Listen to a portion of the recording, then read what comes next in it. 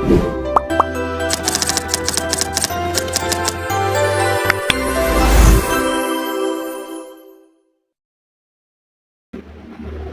everyone! First of all, let me introduce myself.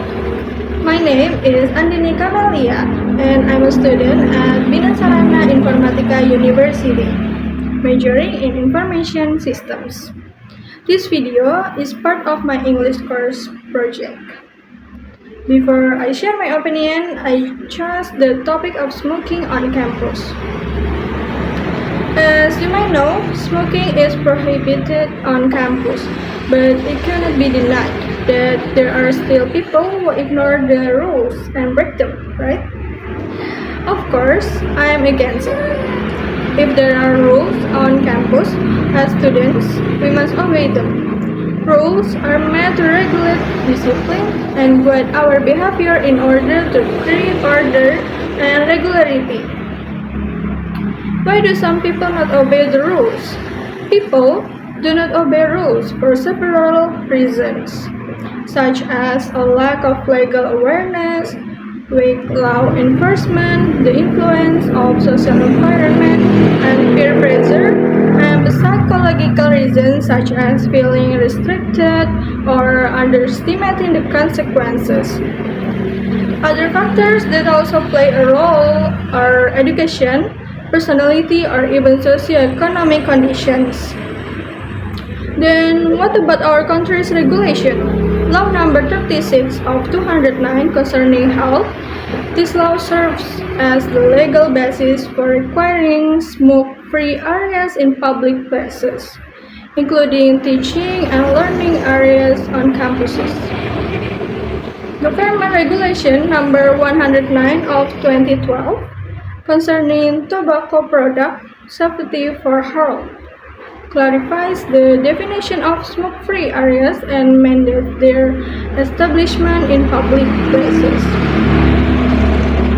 Let's discuss this from a health perspective. Every cigarette smoke increases the risk of various diseases such as fertility problems, heart disease, stroke, and lung problems such as lung cancer. Smoking has extremely harmful effects on health because it contains over 7,000 chemicals, of which approximately 250 are harmful and 69 are carcinogenic.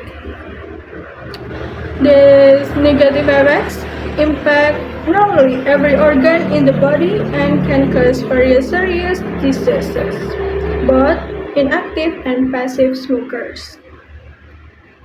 From this, it is clear how dangerous smoking is and why we must adhere to smoking regulation on campus. I am simply expressing my opinion regarding smoking on campus without offending anyone. Let us create a healthier campus environment free from cigarette smoke and take care of ourselves. That is all from me. Thank you for watching.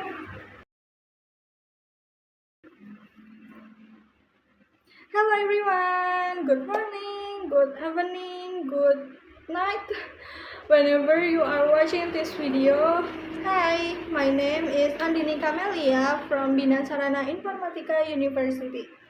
Today, I will explain the present continuous tense. In this presentation, we will learn what the present continuous is, when we use it, how to form sentences, and some examples to make it easier to understand. So, let's get started. The present continuous tense is used to discuss actions that are happening right now or around the present time. In Indonesian, this is similar to using the words sedang or lagi. For example, I'm drinking chamomile tea right now. This means that the action drinking is happening at this moment. So basically, we use the present continuous to describe what is happening right now. Okay, now let's discuss how to spell verbs correctly when adding ing. First, for most verbs, just add ing. Go becomes going, eat becomes eating, read becomes reading. Second, If the verb ends with a, remove the a and add ing. Make becomes making, dance becomes dancing. Third, if the verb ends with one vowel and one consonant, double the consonant before adding ing. Swim becomes swimming, get becomes getting. Okay, next slide. We use this tense for three main situations. First, when something is happening at the moment of speaking. For example, I'm talking to you right now. Second, when something is happening around this time but not exactly at this moment. For example, Arnold spent a lot of money this week. And third, we can also use the present continuous for future plans, something that has already been planned. For example, my manager is going to promote Stacy next month. Okay, now let's talk about the structure, forming the present continuous. So, the formula is subject plus be, I'm, is, are, plus verb ing, plus complement. Here are some examples. I'm watching Netflix. She is riding a bicycle. They are dancing in the rain. If the subject is I, use am. If it's he, she, or it, use is. And if it's you, we, or they, use are. Simple, right? So the next slide. To make a negative sentence, just add not after the verb be. The formula is subject plus be plus not plus verb ing plus complement. For examples, I'm not watching Netflix. She is not riding a bicycle. They are not dancing in the rain. Next, to make a question, move the verb be to the front of the sentence. For formula, be plus subject plus verb ing plus complement plus question sign. For example, am I watching Netflix? Is Lily riding a bicycle? Are they dancing in the rain? If you want to use question words like what or where, we just add them at the start. For example, where are they dancing?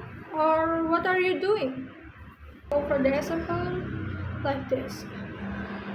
For the question like what, where, when, who, like this. The next slide. We don't use the present continuous for actions that happen regularly or repeatedly. Those are called routines or habits. For example, I play the piano every morning.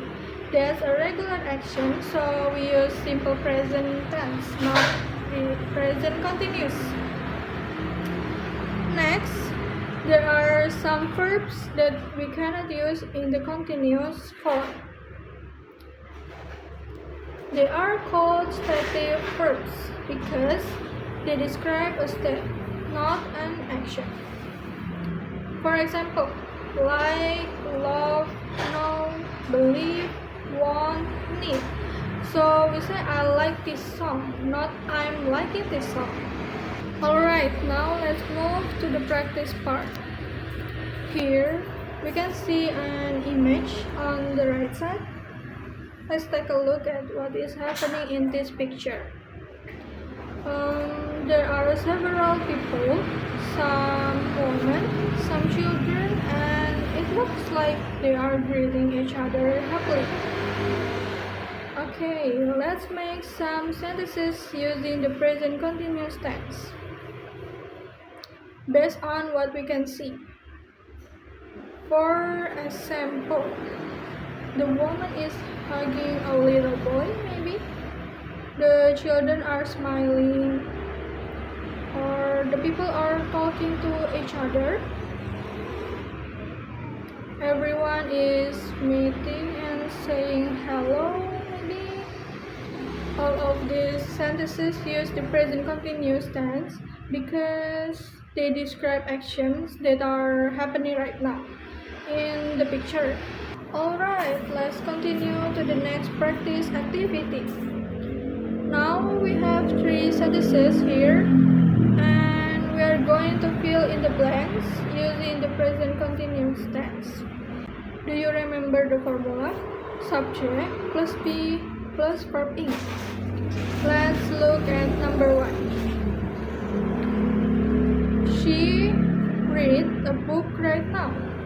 Because the subject is she, we use is, and the verb read becomes reading.